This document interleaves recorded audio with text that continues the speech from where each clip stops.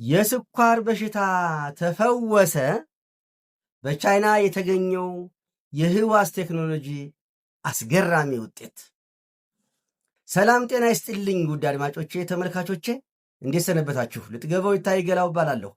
ዛሬ በዋኖስ ላቦራቶሪ ሜዲሲን ዩቲዩብ ቻናላችን ስለ ህክምናው ዓለም ሁለተኛ ትልቁ የምስራችን እናወራለን።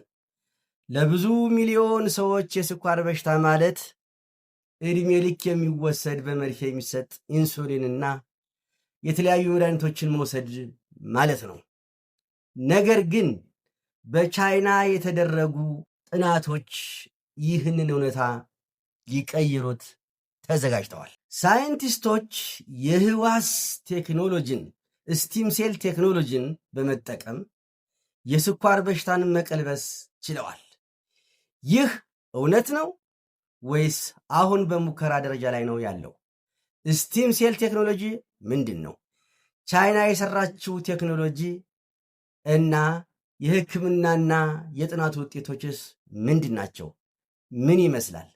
ጥቅሞቹ ምንድን ናቸው? ስጋቶቹስ ምንድን ናቸው?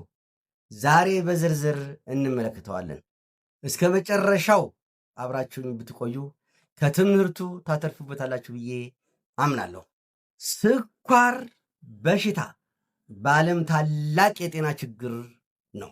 ዕድሜያቸው ከ20 እስከ 79 ዓመት ዕድሜ ክልል ያሉ አዋቂ ሰዎች ከ500 ሚሊዮን በላይ የስኳር በሽታ እንዳለባቸው ይገመታል። ይህንንም የዓለም ጤና ጥበቃ ድርጅት ገልጾት እናገኘዋለን። ያልታወቀ መሆኑ ደግሞ ሌላው ችግር ነው። ወደ 240 ሚሊዮን የሚጠጉ ሰዎች የስኳር በሽታ እንዳለባቸው እንኳን እንደማያውቁ ይገመታል። ስለዚህ ይህንን የዓለም የሕዝብ ዋና ችግር የሆነውን በሽታ መፍትሄ መፈለግ እንቅልፍ የማያስተኛ የተመራማሪዎች ትልቁ ችግር ነው። የበሽታው መንስኤ ምንድን ነው ብለን ስናይ አትሊስት ቦታው ይታወቃል። ቦታው ጣፊያ ውስጥ ነው። በውስጡ 2 ሴሎች አሉት፣ ቤታ ሴልና አልፋ ሴል። የበሽታው መንስኤ ምንድን ነው ብለን ስናይ 4 ነገሮችን እንመለከታለን። ጭራሽ ኢንሱሊን ማምረት ሳይችል ሲቀር፣ በቂ ኢንሱሊን ማምረት ሳያቅተው፣ ወይም ሰውነት ኢንሱሊንን በትክክል መጠቀም ሲሳነው፣ ወይም 4ተኛው እንዲሁም አምራች ሴሉ ሲጠቃ ነው። እነዚህ 4 ነገሮች ዋና ዋና የስኳር አይነቶችን አይነት 1ና አይነት 2ን የስኳር ህመም በሽታዎችን ይነግረናል። አይነት 1 የስኳር በሽታ የቤታ ሴሎችን ያጠፋል፣ ጭራሽ አያመነጭም። አይነት 2 ደግሞ የቤታ ሴሎች ይዳከማሉ፣ ሰውነትም ለኢንሱሊን ያለው ምላሽ ይዳከማል። የምርምሩ ታማኝነት ምንድን ነው? እውነትነት ምንድን ነው ብለን ስናይ በቻይና በስቴም ሴል አማካኝነት ስለሚደረገው የስኳር በሽታ እና ሕክምና ጥናት የተዘገበው በዓለም አቀፍ ደረጃ እውቅና ባላቸው ሳይንሳዊ መጽሔቶች ላይ ነው የወጣው። እነዚህ ጥናቶች በባለሙያዎች የተመረመሩ ወይም ደግሞ ፒር ሪቪውድ በሆኑ ሰዎች ነው። የስቲም ሴል ቴክኖሎጂ ማለት ምን ማለት ነው? አብዛኞቻችን እንግዳም ነገር ነው።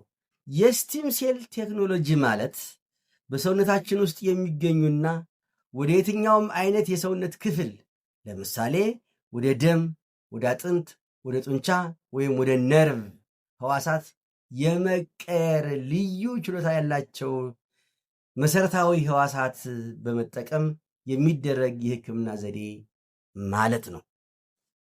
እነዚህ ህዋሳት ለየት የሚያደርጋቸው 2 ባህሪ አላቸው። አንደኛው ራስን ማደስ መቻላቸው ነው። ረጅም ጊዜ ራሳቸውን እያባዙ መቆየት መቻላቸው አንዱ በሳይንቲስቶች አስፈላጊውን ተገቢውን የላቦራቶሪ ድጋፍ ሲደረግላቸው ኢንሱሊን ወደሚያመነጩ የፓንክሪያስ ህዋሳት ወይም ወደ ሌሎች ሳይንቲስቶች ወደሚፈልጉት ልዩ ልዩ የሰውነት ክፍሎች የመቀየር ብቃታቸው ነው። እነዚህን ተጠቅመው ነው አዲሱን የስኳር ህክምና የጀመሩት። የስቲም ሴል ቴክኖሎጂ 3 ጥቅሞች አሉት። አንደኛው የተጎዱ ክፍሎችን መተካት መቻላቸው ነው። ለምሳሌ በስኳር በሽታ ምክንያት የተጎዱ የፓንክሪያስ ሕዋሳትን በአዲስና ጤናማ ሕዋሳት ለመተካት መቻሉ ነው። ሁለተኛው ከበሽታ መፈወስ ነው። በሽታውን በባህላዊ መድኃኒቶች ከማስታገስ ይልቅ የታመመውን የሰውነት ክፍል ራሱን አዲስ በማድረግ በሽታውን ለማጥፋት ማስቻሉ ነው። ሦስተኛው ለጥናትና ምርምር መጥቀሙ ነው። አዳዲስ መድኃኒቶች በሰው ላይ ከመሞከራቸው በፊት በላቦራቶሪ ውስጥ በእነዚህ ሕዋሳት ላይ ውጤታማነታቸውን ለመተካት ይጠቅማል። በቻይና የተገኘው የስቲም ሴል ሕክምና ዋናው ግቡ ምንድን ነበረ? ማሳካት የፈለጉት ምንድን ነበር ብለን ስናይ የተጎዱትን የኢንሱሊን አምራች ሴሎች ከላይ የጠቀስናቸው በመተካት ወይም በማደስ አንዱ የሕክምናው ግብ ነበረ። ሁለተኛ በሽተኛው የኢንሱሊን መርፌን ድግግሞሽ እንዲቀንስ ወይም ከተቻለ ሙሉ ለሙሉ እንዲያቆም እና የደም ስኳር መጠኑን በተፈጥሮ መንገድ እንዲቆጣጠር ማድረግ ሌላኛው ግብ ነበረ። በአጠቃላይ ይህ ሕክምና በሰውነታችን ውስጥ ኢንሱሊን የሚያመነጩትን ሴሎች በላቦራቶሪ ውስጥ መልሶ በመስራት የስኳር በሽታን ሙሉ በሙሉ ለመፈወስ ያለመ ነበረ። እነዚህ 3 ግቦች ነበሩት። ታዲያ አሳኩት አላሳኩትም የሚለውን ለማየት ተከታተሉኝ። ሕክምናው እንዴት ይሰራል ብለን ስንመለከት ደግሞ ሳይንቲስቶች ከስቲም ሴል ቴክኖሎጂ ከስቲም ሴሎች ከሰውነታችን ውስጥ አዳዲስ የኢንሱሊን አምራች ሴሎችን ይፈጥራሉ። እነዚህ ስቲም ሴል የሚባሉት ምንጫቸው የት ነው ብለን ስናይ ከእምብርት ገመድ ወይም አምብሊካል ኮርድ ከስብ ወይም ከሰውነት ሴሎች ላቦራቶሪ ውስጥ ምን ይሰራል ብለን ስናይ እነዚህ ሴሎች ወደ ጣፊያ ቤታ ሴሎች እንዲቀየሩ ይደረጋል። ላቦራቶሪ ውስጥ አዳዲሶቹ ሴሎች የደም ስኳር መጠንን እየለዩ አስፈላጊውን ኢንሱሊን በራሳቸው ያመነጫሉ። በቻይና የተከናወኑት ተግባራት ምንድናቸው ብለን ስንመለከት በዓለም ዙሪያ ካሉ የክሊኒካል ሙከራዎች ውስጥ ትልቁን ድርሻ ያለው ቻይና ውስጥ ነው።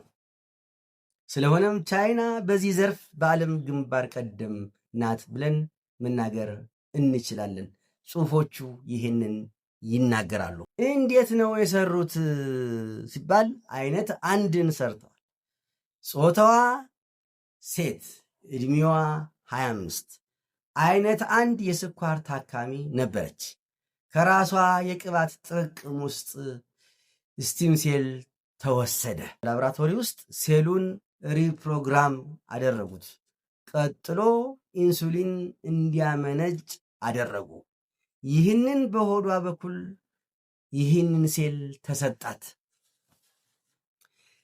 ከ75 ቀን በኋላ የራሷን የሆነ ኢንሱሊን ማምረት ጀመረች። የስቲም ሴል ቴክኖሎጂ ከተደረገላት በኋላ ከ75 ቀን በኋላ ከሰውነቷ ጋር ከተዋሃደ በኋላ ከሰውነቷ ጋር ከተገናኘና ከተዋወቀ በኋላ ከ75 ቀን በኋላ የራሷ የሆነ ኢንሱሊን ማምረት ጀመረች።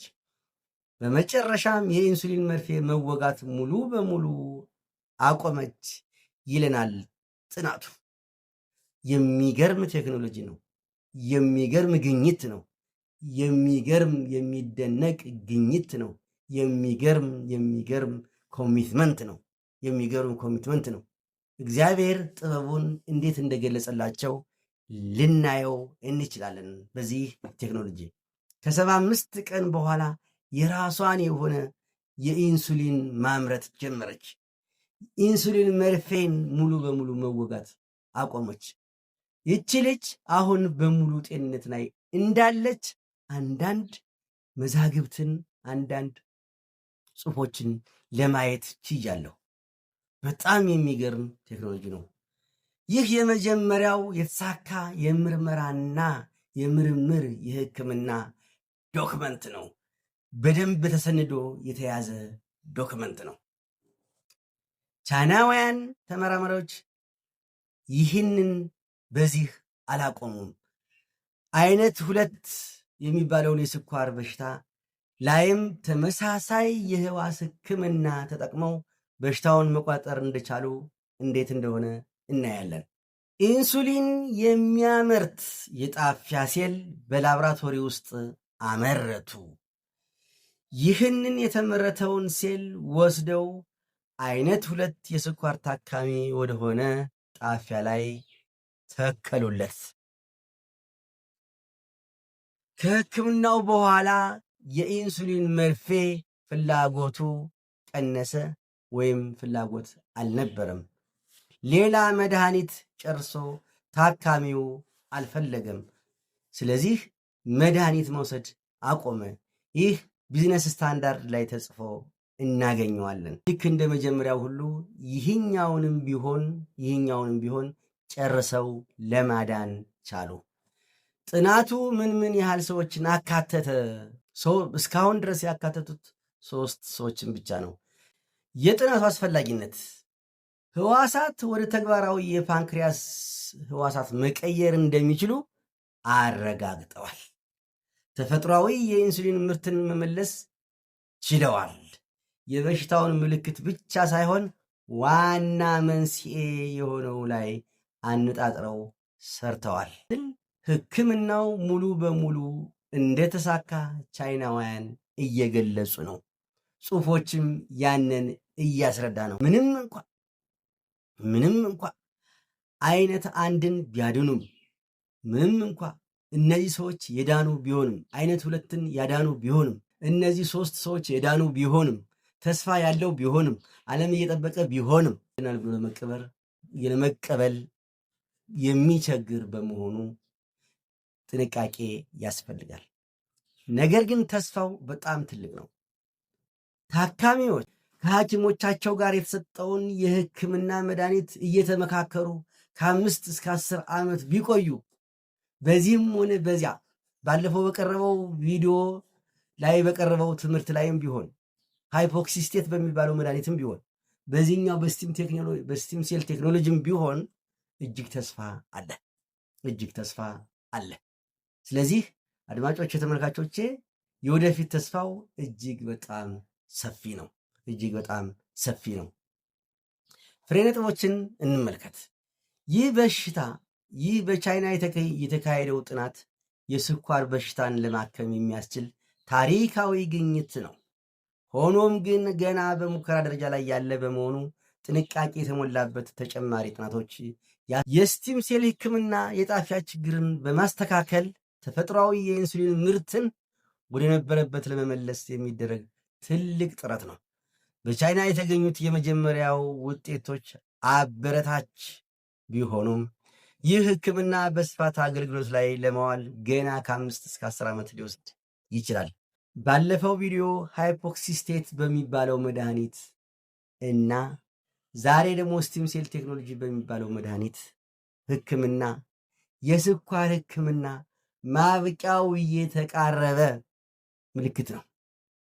የዓለም ሳይንቲስቶች እንቅልፍ እንደሌላቸው በዚህ መገንዘብ ይቻላል። ስለሆነም ተስፋው ትልቅ ነው። አድማጮቼ፣ ተመልካቾቼ በአገልግሎቴ እንደረካችሁ፣ በትምህርቴ እንደተደሰታችሁ እምነቱ አለኝ። ስለሆነም በሚቀጥለው ቪዲዮ እስከምንገናኝ ድረስ ጤና ይስጥልኝ። ሰላም።